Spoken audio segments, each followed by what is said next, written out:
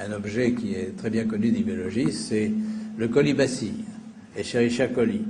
Escherichia coli, il y a des monceaux de littérature, de livres, de manuels, textbooks sur cette bactérie qui est vraiment l'objet favori des biologistes moléculaires, qui a permis de faire beaucoup d'avancées en biologie moléculaire. Donc nous sommes concentrés un peu sur cette petite bête, et là on s'aperçoit donc qu'on peut aller parfois très loin en dilution.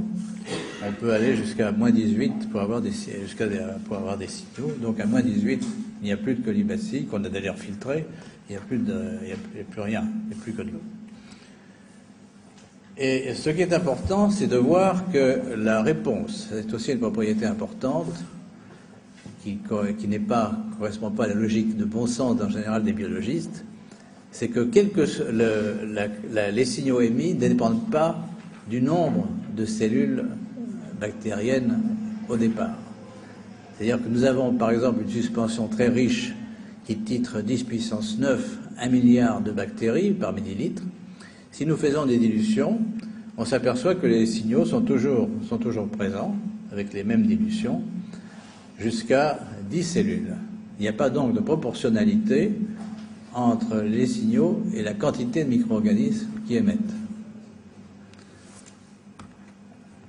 Donc ici, seulement 10 cellules bactériennes sont nécessaires et suffisantes. Alors bien sûr, si on dilue davantage, bien sûr, on n'a plus rien, et là, on n'a plus de micro-organismes, et à ce moment-là, on n'a plus de signaux.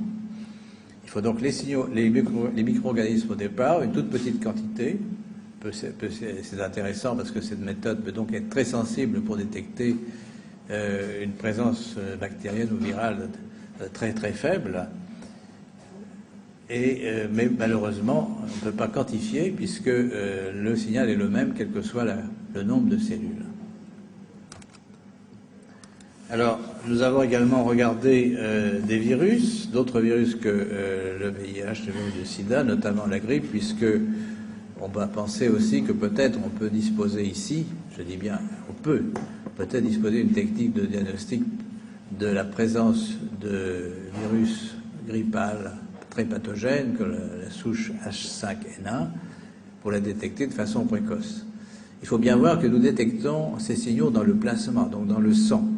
Si un organisme, par contre, est très localisé et n'avait pas de particules dans le sang, on ne pourra pas le détecter. Donc ça aussi probablement veut dire qu'on ne pourra pas détecter des infections grippales banales, où là le virus reste localisé aux muqueuses respiratoires, à moins que, par contre, il puisse émettre des particules dans le sang, et ceci est peut-être plutôt le cas des virus très pathogènes que le virus d'origine aviaire H5N1. Mais ceci est une possibilité, nous ne l'avons pas encore vérifié. Je viens également donc à la maladie d'Alzheimer. Nous avons fait une étude grâce à des collègues cliniciens sur une cohorte de patients atteints à la phase d'état de la maladie d'Alzheimer. Donc c'est pas une étude sur des phases précoces. Et sur 17 cas Alzheimer, 16 ont donné des signaux dans leur plasma, dans les rangées -6, -8, -9, après filtration à 100 nanomètres. Donc il s'agit de bactéries. Si vous voulez, pour l'instant, nos signaux sont les mêmes quel que soit l'agent infectieux. Ils sont similaires en tout cas, peut-être sont-ils un peu différents, mais pour l'instant, nos moyens de détection ne permettent pas de différencier. Pour l'instant, donc, les signaux sont les mêmes quelle que soit la bactérie ou quel que soit le virus, mais on peut quand même différencier entre virus et bactéries suivant la taille des nanostructures qui émettent ces signaux. Donc la taille des nanostructures pour les bactéries, c'est entre 20 et 100 nanomètres, c'est-à-dire qu'on les laisse passer à 100 nanomètres, on les retient à 20 nanomètres. Pour ce qui est des structures d'origine virale, elles passent les filtres de 20 nanomètres, donc elles sont plus petites que 20 nanomètres. Alors nous avons différents types d'enregistrements. Voilà, vous avez un enregistrement plus brut qui vous montre l'augmentation de fréquence, si vous voulez, dans ce que sont les dilutions positives par rapport au bruit de fond. Également l'arthrite rhumatoïde, là une dizaine de cas ont été positifs à des dilutions plus faibles, mais là toujours d'origine bactérienne, après filtration à 100 nanomètres. Donc voici les faits. C'est des faits donc bien observés, qu'on a répétés beaucoup de fois, Le seul problème, c'est le fait que le bruit de fond, qui est à l'origine de ces vibrations, car d'où vient l'énergie? L'énergie ne vient pas des structures, c'est une énergie de résonance. C'est-à-dire que pour qu'on observe les signaux, il faut qu'il y ait un bruit de fond. Si on supprime le bruit de fond, on n'a pas les signaux. Seulement le bruit de fond lui-même contient à la fois des fréquences activatrices, mais aussi probablement des fréquences neutralisantes. Donc il y a tout un travail de recherche et développement pour qu'on puisse calibrer et obtenir uniquement les fréquences d'émission qui permettent la résonance. Alors j'en viens maintenant donc à l'interprétation de ces résultats. Et donc là, ceci résume un peu d'abord les faits. Donc l'hypothèse, c'est qu'il existe dans l'eau des nanostructures qui se forment relativement stables ou qui s'auto-entretiennent par leur propre émission de signaux. Et ces nanostructures donc sont plus petites que les organismes qui les émettent, comme je vous l'ai montré ici, par la filtration. Alors, ça, c'est un schéma très grossier qui peut vous expliquer donc ce que fait le filtre, la filtration. Donc, les nanostructures émettrices sont en vert, la bactérie est en ton noir, et les petites sphères sont des virus. Et donc, quand on filtre à 100 nanomètres, on laisse passer les structures provenant des virus, qui sont en rouge ici, et on laisse passer également les structures qui sont en vert émises par la bactérie. Si on filtre à 20 nanomètres, on a tout à fait éliminé les structures émettant provenant de la bactérie, mais on a gardé encore les structures qui émettent des virus. Donc ceci est très, très grossier. Ce que aussi il faut voir, c'est que ces structures n'ont pas les propriétés de la micro-organisme de départ. C'est-à-dire que ces structures sont résistantes à la DNase, à la RNase, à la protéinase K, donc aux enzymes qui attaquent les acides nucléiques, les protéines, sont résistantes aux détergents, aux agents chélatants comme le DTA. Par contre, donc, elles sont sensibles à la congélation, contrairement souvent aux micro-organismes de départ, c'est-à-dire que les virus résistent très bien au froid. Eh bien, les nanostructures qui sont dérivées des virus, elles sont détruites par le froid, la congélation à moins 60 degrés. Ils sont également sensibles à la chaleur avec des variations, mais enfin, en général, à 70 degrés, on élimine ces structures, les signaux qui proviennent de ces structures. Les densités, je l'ai déjà dit tout à l'heure pour Mycoplasma pyrum, mais ceci a été vérifié pour d'autres organismes. Ces densités sont assez larges, et donc si on pense de l'eau, on pourrait penser à de la matière condensée, parce que l'eau, bien sûr, c'est un. Alors, que nous disent les physiciens? Bien que l'eau, bien sûr, s'organise en polymères, en oligomères, en polymères, par des liaisons hydrogènes, mais qu'il y a également, en dehors des liaisons hydrogènes relativement stables, des liaisons de force de Van der Waals qui peuvent se constituer et disparaître relativement facilement.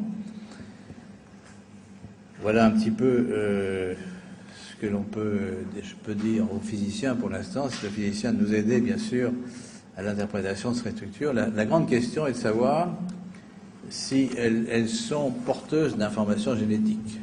Pour l'instant, donc, je vous ai présenté deux types d'expériences différentes, l'infiltration et la recherche d'affectivité pour Mycoplasma pyrum, mais aussi pour HIV. Donc, des structures qui apparemment n'ont pas de DNA, mais gardent une information génétique. Et d'autre part, donc, des structures qui émettent des signaux électromagnétiques en résonance. Et est-ce que ces structures ont gardé une part de l'information génétique de l'ADN, du DNA? Je serais tenté de le dire, mais je n'ai pas la preuve pour l'instant, bien sûr. Ceci est un pas de plus dans on peut dire dans la science-fiction. Je crois que Jacques Bérénice avait beaucoup d'idées très, très audacieuses. Eh bien, moi, je suis un peu son tracé et j'ai tendance à penser qu'on pourrait effectivement penser que l'eau peut garder une information génétique, comme elle garde d'ailleurs une information biologique pour des molécules plus simples. C'était le travail de l'équipe de Benveniste. Et pourquoi pas? Ce que nous savons, nous avons vu très récemment, c'est que la source des signaux dont je vous parlais, c'est bien le DNA et l'acide nucléique de façon générale. Alors, pour l'instant, quand nous faisons, si vous faites ce travail, si vous voulez, avec deux idées en tête, bien sûr, d'une part, voir les applications, même si nous ne comprenons pas tout, on peut penser qu'il y a peut-être des applications médicales à ce système de détection, donc nous essayons de mettre au point une machine qui permet de détecter de façon relativement simple pour le clinicien, qui permet de dire oui ou non, il y a une infection bactérienne derrière la maladie que vous étudiez, une infection virale. Peut-être dans un deuxième temps, cette machine pourra raffiner l'analyse des signaux émis et voir des différences entre les espèces bactériennes et les espèces virales. Évidemment, là, on révolutionne le diagnostic. Ça peut être aussi intéressant, donc, pour détecter des maladies qui ne sont pas connues pour être infectieuses, comme je l'ai dit tout à l'heure, et là, donc, mettre au point des méthodes de diagnostic précoce et aussi de traitement pour ces maladies. Enfin, pour AIDS, eh bien, le système des signaux permet d'avoir un biomarqueur alors que les autres marqueurs moléculaires du virus ont disparu, donc pour étudier une éradication possible de l'infection après la trithérapie. Et je voudrais terminer sur ce point, c'est pour vous dire qu'effectivement, d'autre part, il y a un travail théorique à faire, et je voudrais proposer ici la création d'un institut d'études avancées qui réunisse à la fois des biologistes et des physiciens, des théoriciens, des électroniciens de différents pays, qui permettent de faire des sortes de brainstorming, essayer de relier donc les observations de la biologie et les théories de la physique de l'eau. Et je voudrais terminer par cette citation de Carl Sagan: « Absence of evidence is not evidence of absence ». Merci beaucoup. Merci